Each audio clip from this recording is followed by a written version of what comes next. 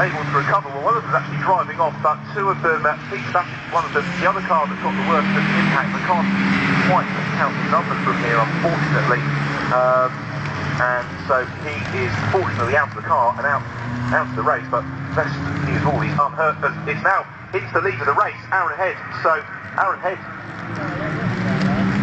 goes into the lead of the race. So into the lead of the race goes Aaron Head. Second place is Mike Hart. Third place is the car of Wesley Fox. So Wesley Fox is there in third position. It's been a very lively start to the race as the rain really now begins to pelt down here around Brands Hatch Circuit. We'll find out which driver unfortunately we're missing as the leading duo streak through, and it looks as if Mike Hart lost the lead by missing a gear on into Graham Hill Bend, so they plunge in towards paddock where there's no yellow flags because all the cars have been able to recover themselves either back into the race or to a place of safety, so they plunge down the bottom of Paddock Hill Bend and then take on a long climb up towards Druid. And I think unfortunately it was Joel Weimer, car 13, which was the car that was eliminated in that initial incident.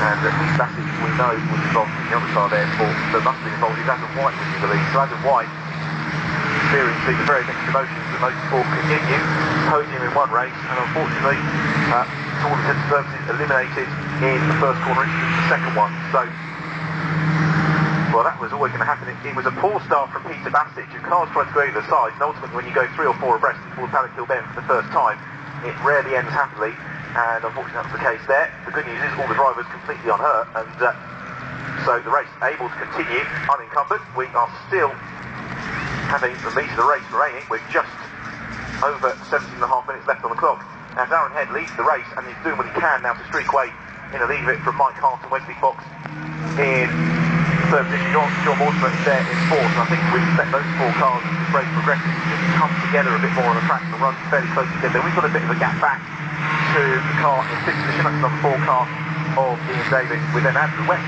well up from quite a low grid position.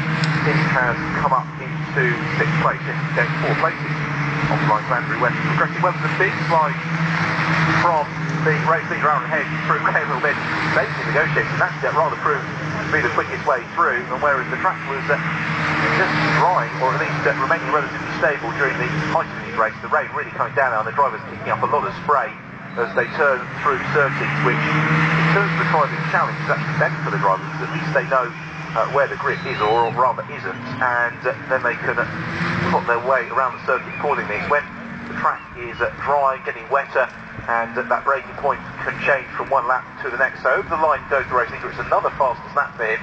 He's got an advantage of just under 2 seconds over Mike Hart in second. Then it's Wesley Fox in third, and Wesley is doing what he can to try and close in on Mike Hart. And then John Mortimer, a little bit lonely at the moment, unfortunately. I think we based on his pace earlier on today, expected to see possibly him challenging for the lead a little bit more vigorously. Well, we shall see. And they accelerate down the hill into Graham Hill Bend. We see Aaron Head having another side this time. Yes, we do. He certainly is nothing else enjoying himself. He's sitting in the rear of the car out through all of the slow corners, getting the power slides done, which is exactly, well, I'm sure it's keeping him entertained. He does exactly the same through 30s, and that's a slightly different line being taken there from Mike Hart, expecting to really use the full width of the circuit to try and find the grip. Now, is that going to result in him closing in on the race leader? It's certainly succeeding in keeping him clear of Wesley Fox, and they accelerate through, and this is going to complete the 4th lap of the race. Well, Aaron Head yet to win a race thus far in 2011. He is yet to record a podium finish either as well. His best result so far has been 5th in the first race in Sexton, and so Aaron Head at the moment at the head of the field.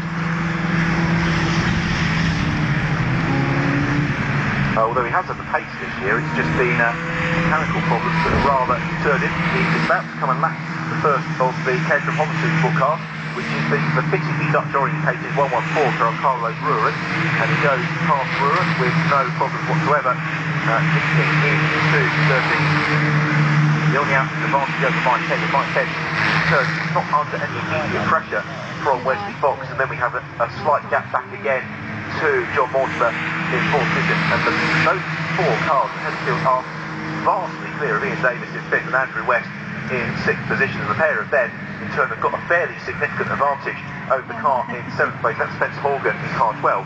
The man who's possibly going to be one fortunate as this race progresses is car 101, Toon Rutgers, who is the leading caterham Holland runner, and he is there in 9th position in the race overall. So Toon Rutgers, who yesterday didn't complete a single lap in qualifying, the car broke down on the run up towards Druid, and got the car that's just slid wide at Druid, and I think Peter Bassage fortunately rejoins behind Aaron Head rather than in the path of the race leader, and this is going to be the big concern I think for Aaron as the race progresses, because there's plenty of cars towards the back of the field who are fighting out amongst themselves, so he's going to have to take his moment carefully, picking up positions through the traffic as Jonathan Mortimer in 4th position. Moment not really making inroads into Mike Hart and Wesley Fox. This could give Fox an opportunity because they close in to put a lap on Peter Bassage, and Bassage moves aside now on the exit of Clearways, and has Wesley Fox been able to close that gap down? It was 1.2 seconds at the end of the last lap. Would it be a little bit less than that this time around? I think it could possibly have come down to about 7 or 8, 9 tenths of a second, so we'll see. Yeah, it's down to 8.5 tenths of a second. So Wesley Fox possibly just beginning to get himself into the slipstream of that car in front of him, Mike Hart. At the head of the field though, it's not the fastest lap for Aaron Head. That time for 1 minute 3.144, and